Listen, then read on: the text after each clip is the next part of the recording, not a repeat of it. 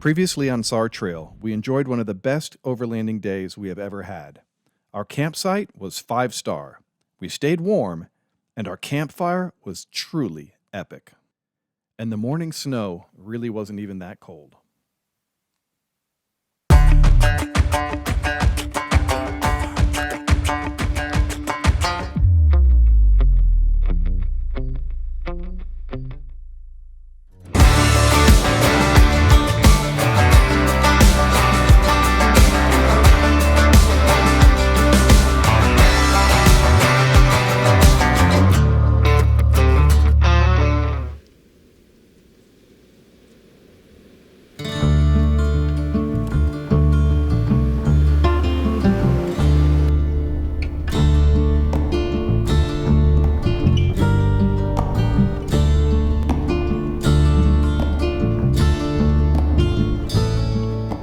We woke up in the morning to find the ground covered with snow, and with 6 inches more moving in, followed by a huge drop in temperature, we decided that it was time to head home.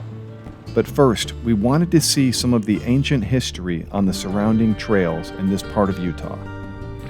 Over the past few years of overlanding, we have been challenged by all kinds of weather: strong wind, rain, blowing sand, single-digit lows, and smoke from forest fires.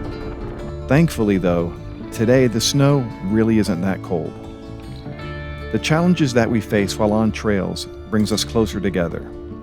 We are students of this lifestyle, and we are learning with every trail day. We get to learn the strengths and weaknesses of our gear and ourselves, and we will be the first to tell you that we are not experts. We love sharing our journey with you, all of its highs and lows. And along the way, we get to show you some beautiful landscape.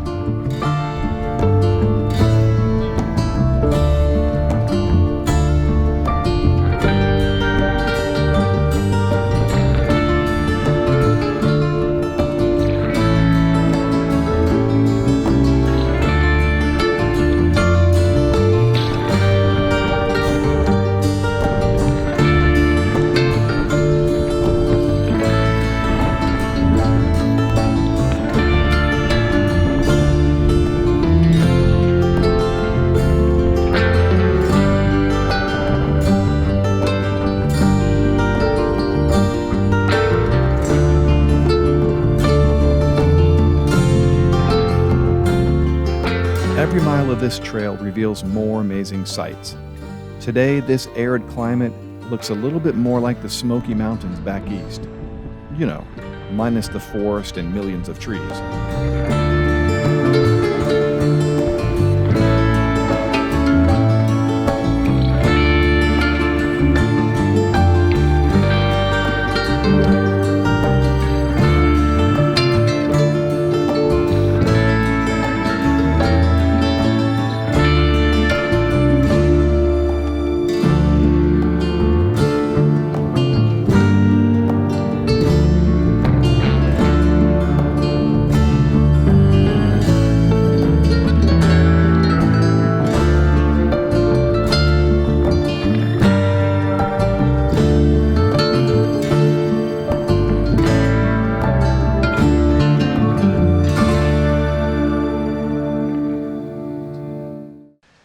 All right, so after packing up camp and heading down that gorgeous trail and coming now through these amazing canyons, we ended up to a place where we've wanted to go to for a long time. And this is this side of this cliff here that has pictographs and petroglyphs. And it's really cool. We kind of walked it real quick, but I want to show you guys because it's really cool. This is stuff that was carved out or painted on roughly 2,000 years ago is what they estimate. So pretty cool stuff. Let's go check it out.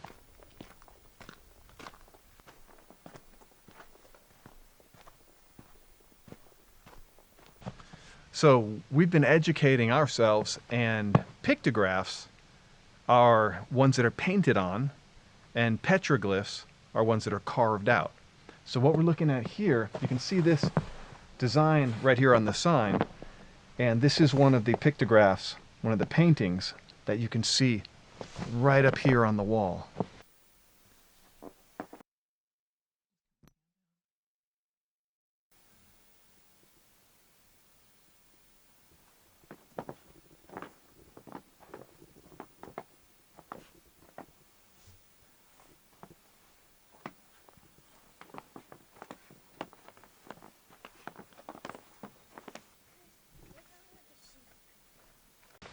dinosaur. What do you guys think? Was that pretty cool? Yeah. Yes.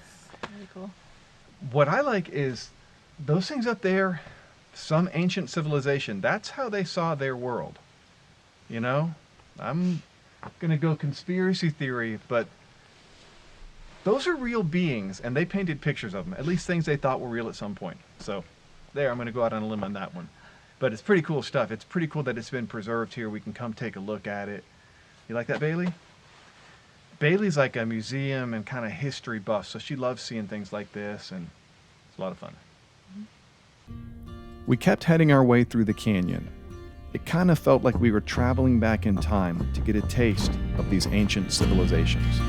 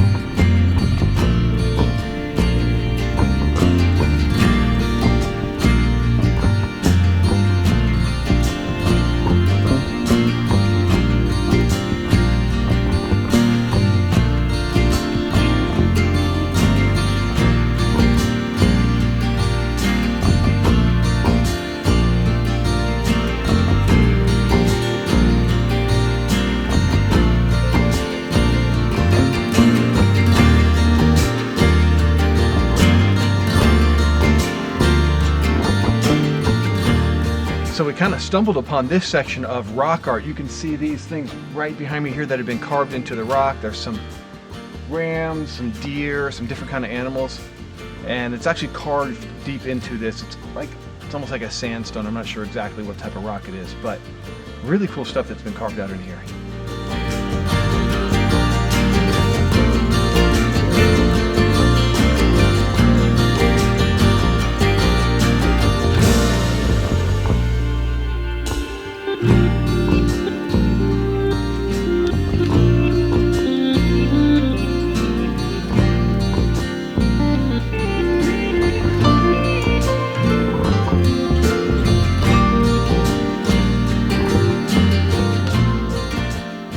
There is so much to explore on this trail. There is no way for us to see it all before the real snow moves in.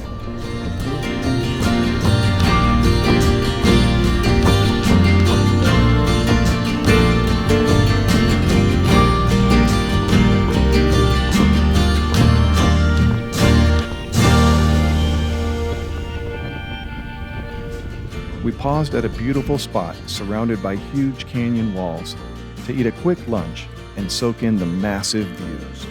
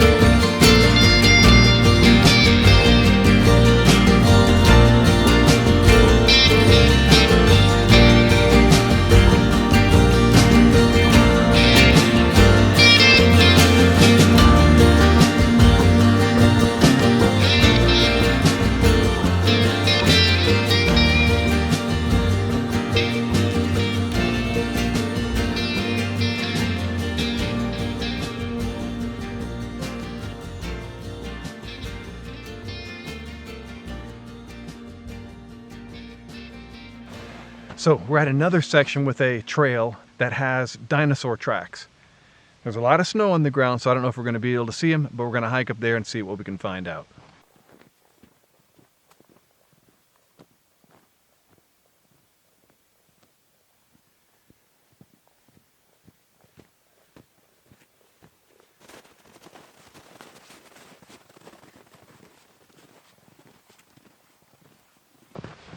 So we're at the dinosaur footprint.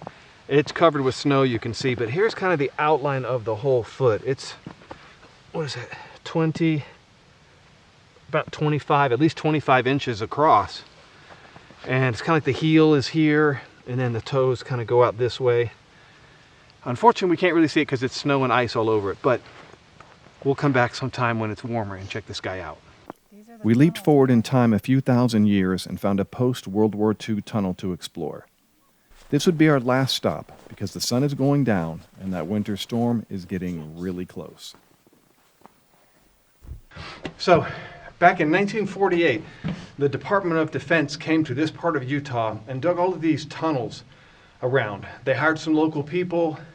It was all declared top secret, so nobody has a clue why. It still hasn't been reported why they dug all these tunnels. But look, the door's open, and we're going to find out why they dug these tunnels. Let's go check it out. Looks like some people arguing. Mm-hmm. I'll guarantee you, if nothing else, there's a Starbucks in there. And it gets warm fast. Oh.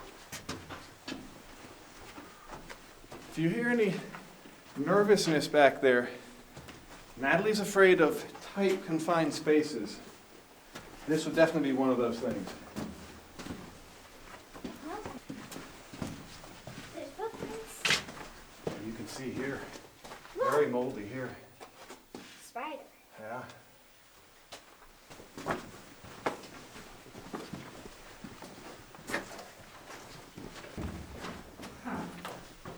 A little opening right up there. But that's it. It's a core sample that's been taken out.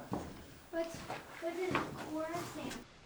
Okay, so when this was being done, they used, all of this was done by explosives and then excavation. You can see still where the drills were for dynamite and whatnot, but for whatever reason that they started it, we don't know, and whatever reason they stopped it right here, we don't know. Probably about 100 yards from the entrance to the dead end where we're at now. No Starbucks, so we're gonna have to wait on our iced coffee, latte, what do you want, Mommy? Black coffee? Yeah. Espresso for Bailey, something like that? Oh well. No, Let's get back out of here. It's very, very humid in here, like really humid. Yeah, this is not Utah now. This is very humid. This is like Hawaii inside here. It was time to head out and drive through blizzard conditions on the way back to Colorado. Join us next Friday as we circle back to southern Utah and find warmer temperatures and stay at yet another incredible campsite.